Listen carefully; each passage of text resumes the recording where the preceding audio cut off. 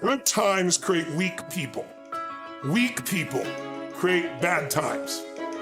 Bad times create strong people. Strong people create good times. My whole thing is leaders anticipate, losers react. If you can anticipate what's coming, you can really take advantage. If you wait till it hits you, you're in trouble. The biggest problem people have is they think they're not supposed to have it. Problems are the fuel for growth. It's like if you don't have any problems, you're either a liar or you might call them challenges. It feels better. I understand that. Anybody who doesn't have problems is either totally asleep at the wheel or they don't have much of any kind of a life. But then there's fulfillment. And fulfillment is living what you're made for. Is it a lack of confidence? No, it's a lack of mission. I like winning. I like being the best at what I do. So I'm not going to settle for less than that. Why would I? Michael Jordan making 1,000 shots before you take a break.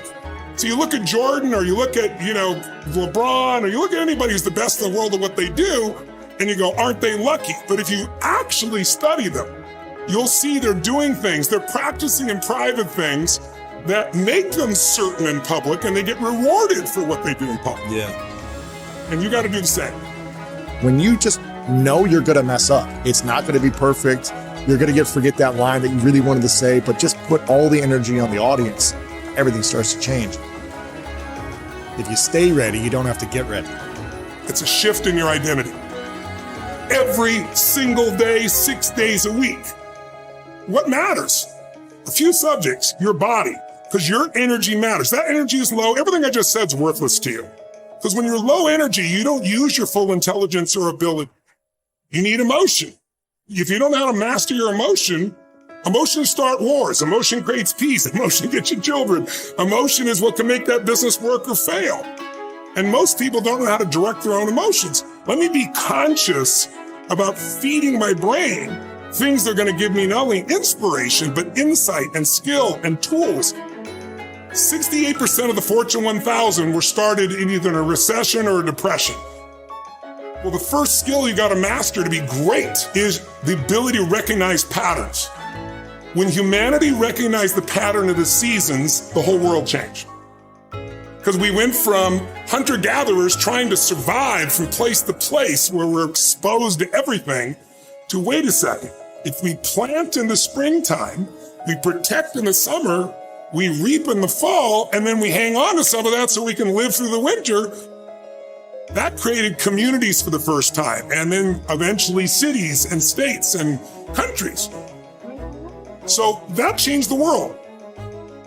What'll change a person's life is when you realize there's also a set of seasons in your own life.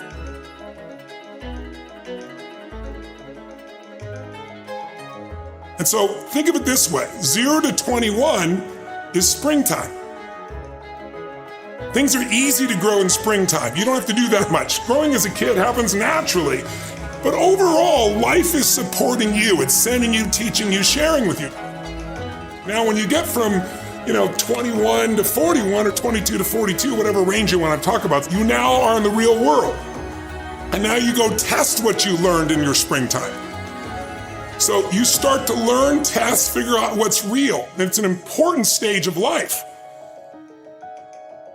42, 43 to 62, 63 is the power of your life. If you worked hard in the spring and the summer and you put yourself out there and you planted, it's a reaping time. It's a time when you really become a leader. And then if you're lucky, you go from 63 to 83 and maybe 83 to 103, and you have an extended final season of your life where you get to be the mentor, you get to share. You get to make a difference. And maybe towards the end of your life, people look out for you again after you looked out for everybody else. That's kind of the cycle of life. What if you're born in 1910? World War I ends, the world looks like it's a great place, new technology, cars, radio, and then what happens? An explosion of abundance, the roaring 20s. And so you're a kid, you're 14, 15 years old, and you're like, I can't wait to get a car, to go.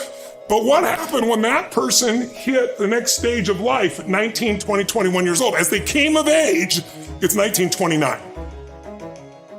And suddenly, people are jumping out of buildings, total depression, dust bowl, nobody's got jobs. It looks horrific, and it was horrific. But then did they get a break? No, when they turned 29, it's 1939. It looked like the whole world was gonna end. Hitler was sweeping across Europe, bombing London. It literally looked like the world as we know it was over. This is what gives me great optimism for everyone watching here. Winter's not forever. No pandemic lives forever. Everything changes and everything ends. And the good news about winter is it's always followed by springtime. What follows the night? The daytime. What a cool way to set it up if you were God or the universe. The first thing I do every single morning is I go in freezing cold water. And when you jump in, it never feels good to go in, but getting out, you feel incredible.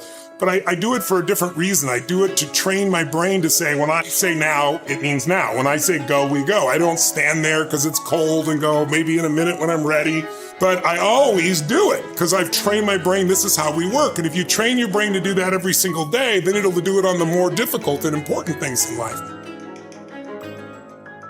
But the essence of it is I change my body radically and I do 3 things to make sure that my brain is primed. And what I mean by primed is most people think their thoughts are their thoughts, Lewis, and you and I know better.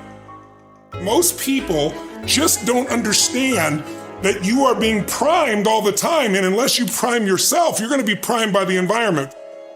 So I want to take control of my brain. So I do 3 quick things. 1, I take 3 minutes of those 10 minutes after I've changed my body, and I focus on 3 different events in my life that I'm grateful for. I usually pick 2 big ones and 1 small one. It could be as simple as a smile on my daughter's face, and it changes your biochemistry.